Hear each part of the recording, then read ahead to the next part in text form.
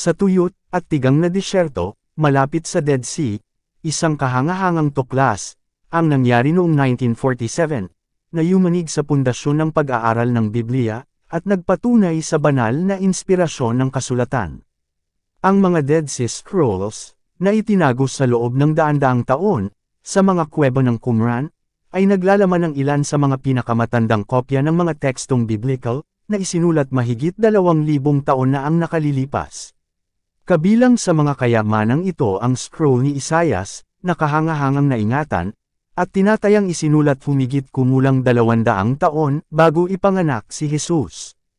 Ang pagtuklas na ito ay hindi lamang isang archaeological na kababalaghan, kundi isang banal na pahayag. Ang mga Dead Sea Scrolls ay naglalaman ng maraming manuskrito, kabilang ang mga kumpletong aklat ng lumang tipan, mga piraso ng kasulatan, at iba pang mga panrelihiyong sulatin ng komunidad ng mga Hudyo. Ang mga tekstong ito ay halos kapareho ng Hebreyong Biblia, na ginagamit pa rin sa kasalukuyan, na nagpapatunay sa katumpakan, at pagpapanatili ng kasulatan, sa loob ng napakahabang panahon. Sinasaklaw ng mga scroll ang lahat ng aklat sa lumang tipan, maliban sa aklat ni Esther. Ang scroll ni Isaias, sa partikular, ay nag-alok ng isang tuwirang ugnayan, sa mga propesya tungkol sa pagdating ng Mesiyas, mga propesyang isinulat daan-daang taon bago dumating si Jesus sa lupa. Kasabay nito, ginawa rin noong 3 siglo BC ang Septuagint, isang salin ng mga kasulatang Hebreo sa wikang Griego. Malawak itong ginamit ng mga Hudyo, sa ilalim ng kulturang Helenistiko, at kalaunan ay ng mga unang Kristiyano. Mahalaga ang pagkakaroon ng Septuagint, sapagkat pinatutunayan nito na ang mga propesya, at teksto ay hindi binago, matapos ang buhay ni Jesus, upang akmahin sa kanyang kwento. Ang mga ito ay matagal nang naitatag, bago pa siya isilang. Ang dahilan kung bakit napakalalim ng epekto ng pagtuklas na ito, ay ang pagkakapare-pareho na makikita sa pagitan ng Dead Sea Scrolls, ng Septuagint, at ng makabagong Biblia. Bagaman, isinulat ng iba't ibang tao, sa magkakaibang panahon, at sa magkakaibang wika, ang mga tekstong ito ay iisa ang mensaheng banal na ipinapahayag, na nagpapatibay sa kanilang makadiyos na pinagmulan. Ang kamanghamanghang pagpapanatili, at pagkakapareho ng mga kasulatang ito, ay nagpapakita ng maingat na paglipat ng banal na salita, na pinatnubayan mismo ng kamay ng Diyos. Sa Isaias Kapitulo 9 versikulo 6 mababasa natin ang ganito, sapagkat sa atin ay isinilang ang isang bata, sa atin ay ibinigay ang isang anak, at ang pamahalaan ay maaatang sa kanyang balikat. At siya'y tatawaging kamanghamanghang tagapayo, makapangyarihang Diyos, walang hanggang Ama, prinsipe ng kapayapaan. Ang propesiyang ito, ay matatagpuan sa parehong Septuagint, at Dead Sea Scrolls. Tumutukoy ito sa isang banal na batang darating, upang mamuno, at magdala ng kapayapaan. Malinaw nitong ipinapahayag, ang dalawang kalikasan ng Mesiyas. Ito ay isang batang isinilang bilang tao, ngunit may pagka-Diyos, na may mga titulong para lamang sa Diyos. Sa Isaias Kapitulo 53 versikulo 3 naman ay ganito, hinamak siya at itinakwil ng mga tao, isang lalaking sawi, sanay sa pagdurusa. Parang isang taong nilalayuan ng mga tao, siya'y hinamak at hindi natin pinahalagahan. Inilalarawan nito ang pagtanggi, at pagdurusang daranasin ng Mesiyas, na natupad sa buhay ni Jesus. Siya ay hinamak ng marami, at nagtiis ng matinding sakit. Isaias Kapitulo 7 versikulo 14. Kaya't ang Panginoon mismo ang magbibigay sa inyo ng tanda, ang isang birhen ay magdadalang tao at mangganganak ng isang anak na lalaki, at tatawagan siyang Emmanuel. Mateo Kapitulo 1 versikulo 22 hanggang 23. Ang lahat ng ito ay nangyari upang matupad ang sinabi ng Panginoon sa pamamagitan ng propeta, ang birhen ay magdadalang tao at mangganganak ng isang anak na lalaki, at tatawagan nila siyang Emmanuel, na ang kahulugan ay, kasama natin ang Diyos. Ang propesiya ni Isaias tungkol sa kapanganakan, mula sa isang birhen, ay isang mahalagang tanda, para sa mga Hudyo. Natupad ang propesiyang ito sa pamamagitan ng kapanganakan ni Jesus, mula sa birheng si Maria, ayon sa tala sa Ebanghelyo ni Mateo. Ang pangalang Emmanuel, na ang ibig sabihin ay kasama natin ang Diyos, ay nagpapahiwatig na si Jesus ay ang Diyos na nagkatawang tao, at nanahan sa piling ng sangkatauhan. Ang propesiya ay mababasa natin sa Isaias Kapitulo 35 versikulo 5 hanggang 6. Sa panahong iyon, mabubuksan ang mga mata ng mga bulag at mabubuksan ang mga tainga ng mga bingi. Ang pilay ay lulandag na parang uusa, at ang dila ng pipi ay aawit sa kagalakan. Ang katuparan nito ay mababasa sa Mateo Kapitulo 11 versikulo 4 hanggang 5. Sumagot si Jesus, "Bumalik kayo at sabihin kay Juan ang inyong naririnig at nakikita, nakakakita ang mga bulag, nakakalakad ang mga pilay, nililinis ang mga may ketong, nakakarinig ang mga bingi, muling binubuhay ang mga patay, at ipinangangaral sa mga mahihirap ang mabuting balita." Inilalarawan sa propesiya ni Isaias na ang Mesiyas ay magpapagaling ng mga may sakit, at magdadala ng panunumbalik. Sa Mateo, itinuro ni Jesus ang kanyang mga himala, bilang patunay na siya ang katuparan ng propesiyang ito. Ang pisikal na pagpapagaling, ay sumisimbolo sa espiritual na kagalingan, na dala ni Jesus, na nagpapatunay sa kanyang pagkakakilanlan, bilang ang Mesiyas. Ang propesiya ay mababasa sa Awit Kapitulo 22 versikulo 16 hanggang 18. Pinalibutan ako ng mga aso, napapaligiran ako ng mga masasamang tao. Binutasan nila ang aking mga kamay at mga paa. Mabilang ang lahat ng aking mga buto, tinitingnan ako at pinagtatawanan ng mga tao. Pinaghati-hatian nila ang aking mga kasuotan, at nagpalabunutan sila para sa aking damit. Ang katuparan sa propesiyang ito ay mababasa sa Mateo Kapitulo 27 versikulo 35 hanggang 46. Pagkapako nila sa kanya sa krus, pinaghatian nila ang kanyang mga damit sa pamamagitan ng palabunutan. Bandang ikatlo ng hapon ay sumigaw si Jesus ng malakas, "Eli, Eli, lema sabachthani?" Na ang ibig sabihin ay, Diyos ko, bakit mo ako pinabayaan?" Ang detalyadong paglalarawan sa Awit Kapitulo 22, ng pagdurusa ng isang inusig, at pinagtawanan, ay natupad sa pagpapako kay Jesus. Mula sa pagpapako sa kanyang mga kamay, at paa, hanggang sa palabunutan ng kanyang kasuotan, at sa kanyang sigaw sa krus, ang lahat ng ito ay pagtupad ng matagal ng inihulang pagdurusa ng Mesiyas. Ang propesiya na mababasa sa Isaias Kapitulo 53 versikulo 5.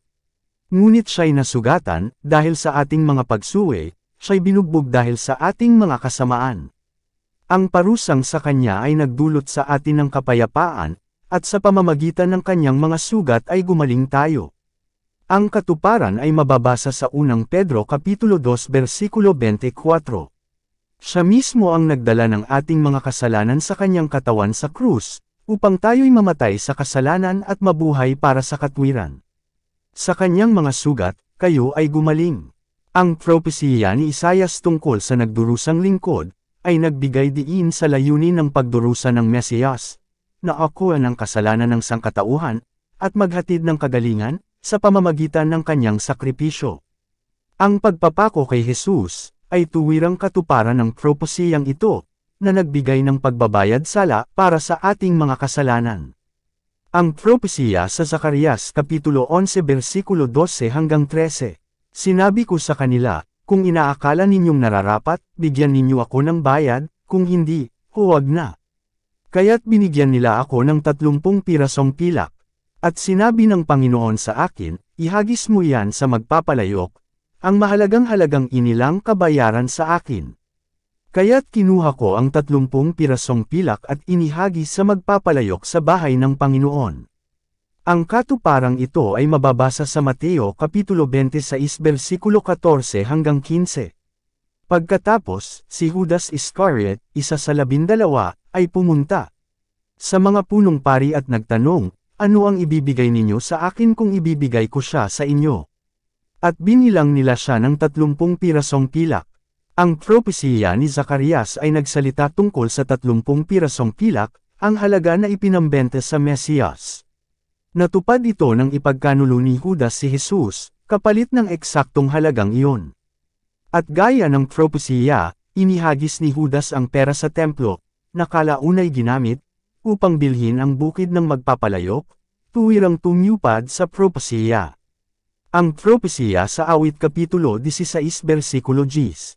Sapagkat hindi mo ako iiwan sa daigdig ng mga patay, ni pababayaang makaranas ng pagkabulok ang iyong banal. Ang katuparan nito ay sa Gawa Kapitulo 2 versikulo 31.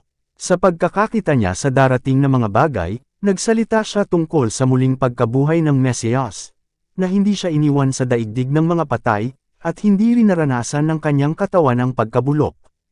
Ang propesiya ni David sa Awit 16 na ay nangakong hindi hahayaan ng Diyos, na mabulok ang katawan ng kanyang banal. Natupad ito sa muling pagkabuhay ni Jesus, sa ikatlong araw, kung saan hindi nabulok ang kanyang katawan. Binanggit ni Pedro ang propesiyang ito sa Aklat ng Gawa, bilang patunay sa muling pagkabuhay ni Jesus, na nagpapahayag ng kanyang pagka-Diyos. Ang pagkakapare-pareho ng mga propesiyang ito sa Septuagint, sa Dead Sea Scrolls, at sa makabagong Biblia, na lahat ay isinulat sa magkakaibang panahon, ay nagbibigay ng makapangyarihang ebidensya ng banal na inspirasyon. Ang mga propesiyang ito, na natupad sa buhay, ministeryo, kamatayan, at muling pagkabuhay ni Hesukristo, ay nagpapatibay sa kaimahimalang katangian ng kasulatan, at pinatutunayan na ito nga ang salita ng Diyos, na gumagabay sa atin tungo sa katotohanan na si Jesus ang ipinangakong Mesiyas. Ito ay ilan lamang sa napakaraming propesiya tungkol sa Mesiyas. Tandaan na ang mga propesiyang ito ay isinulat daan-daang taon bago ipanganak si Jesus.